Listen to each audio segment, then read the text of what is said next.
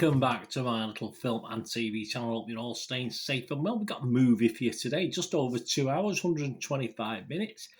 Yes, it did feel like that to me, but let's not Mr. Negative. There's a lot of positivity about this around, certainly with Joe Public. The critics, not so much. We're going to have a look at something called Where the Crawdads Sing. Yes, there you go. I'll let you find out what a crawdad is and whether it sings or not. That's another matter. A 15 certificate, a mystery thriller film based on the 2018 murder mystery novel of the same name by Delia Owens. Directed by Olivia Newman, a screenplay written by Lucy Alibar and produced by Reese Witherspoon and Lauren Neustadter. And it stars the lead, Daisy Edgar Jones. Yes, she does a pretty good job. Taylor John Smith, Harris Dickinson, Michael Hyatt, Sterling Macer Jr. and David Strathairn also star. And this was released in and around the July the 15th, 2022, with a theatrical theatre release, a cinema release. So you're still on it, should still be on at the cinemas. I'm recording this now on the 4th of August 2022. All scores are at that date, and it's still showing as cinemas in the US and the UK. Probably not for much longer though. What's it rated? How's it doing? Well, Rotten Tomatoes audience very positive on this one, 96%. That's pretty good. Internet Movie Database, again, very good. 7.1 out of 10 based on 8,420 scores and reviews left. And of that, only 863, so just over 10%, scored it between 2 and 5.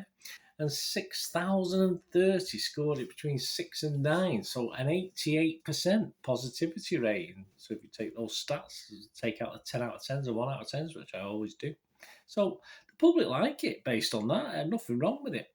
What about the critics themselves? How are they thinking? Well, this is the odd one. They're totally opposite, which it does happen. Does it happen more than not? Possibly, probably about 50-50.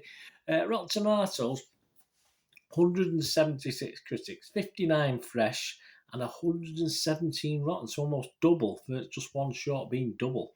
And that comes up with 34% positivity, which is way down on the 90-odd% of the audience. An average rate of just 5.2 out of 10, so just about halfway. And Sarah Michelle Fetters, she's a pretty rare fresh on Rotten Tomatoes. She's from MovieFreak.com. She says, Where the Crawdads Sing is an old-school southern melodrama told in big, broad brushstrokes. There you go. A bit more with your melodrama, perhaps, Sarah, on that one. Rex Reed, though he was rotten, he's from The Observer here in the UK. He said, What emerges on the screen lacks the pace, suspense and humour it needs to keep a general audience alert and riveted. I'm not sure it needs humour as such, but it did lack the others, as stated, I must admit. Or let's say it lacked it in depth for me, and it brushed over it, and we had certain elements of it, but not quite enough. Peter Bradshaw of The Guardian, he didn't like it too much either. He said, This plays like an all-white reboot of To Kill a Mockingbird, with Edgar Jones somehow getting to play Scout and Tom Robinson at the same time. And the big twist ending is an outrageously evasive cheat. Yeah, okay. I think we've got a little bit of untapped potential in this, and yes, the twist for me could have been done a lot better. Yes, it's an interesting, it's not a total cop-out, it's just the way it's done.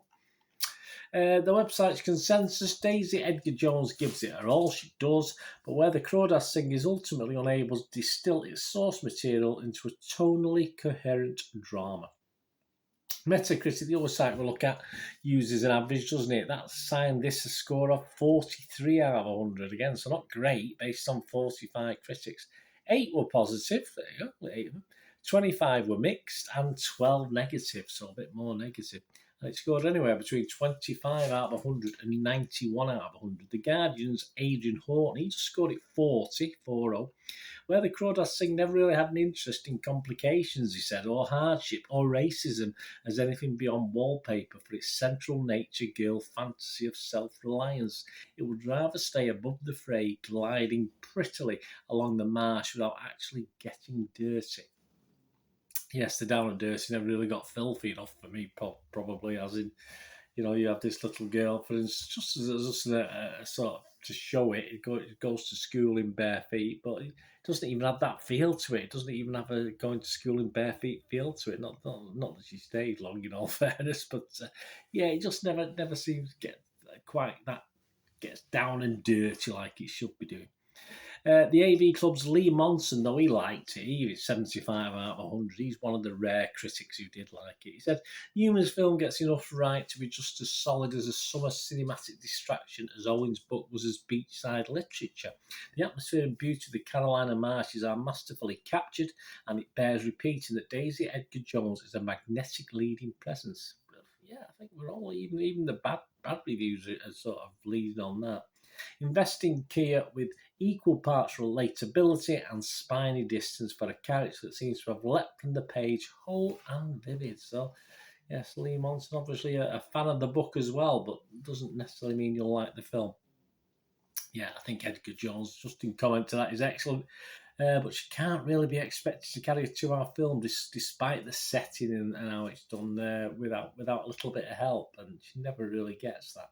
And that brings me on to my little final digest of this. As you can see, I'm a bit stuck between the two. I mean, you've asked me before I watched this. I actually watched this before I saw the reviews. So I would have said this is more a critic's film than a public film, but it's totally opposite, as you can see. The public seem to like it, and the critics don't.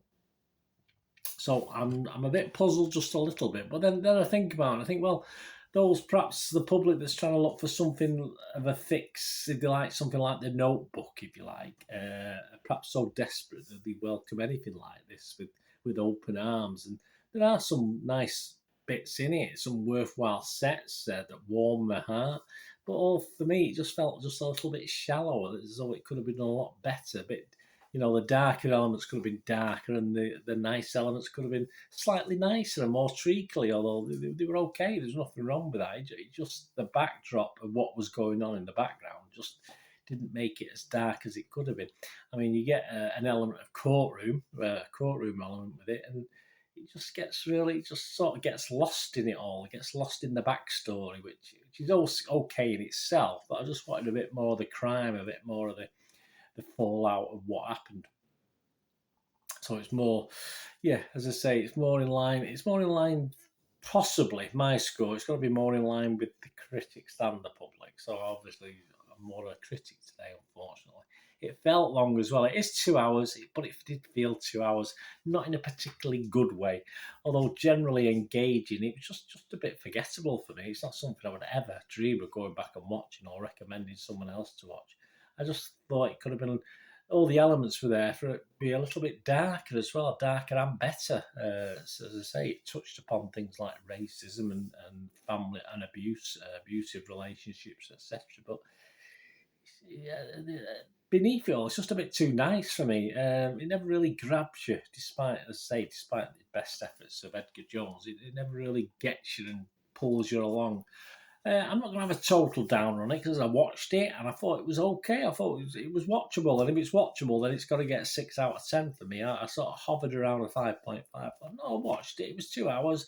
It dragged a little bit, but it was definitely watchable. So I'll give it a 6 out of 10. It's just a bit slow.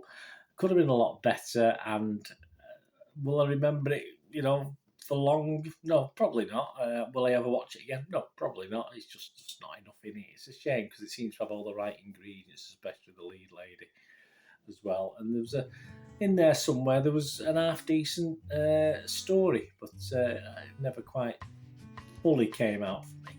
Let me know what you think, guys. Anyway, get to watch this at the cinema, or you wait for it to come out on DVD, or you watch it on the streaming, which no doubt it will be on very, very soon. Let me know what you think. Thanks for watching, guys. Please, until we meet again, please stay safe, everyone.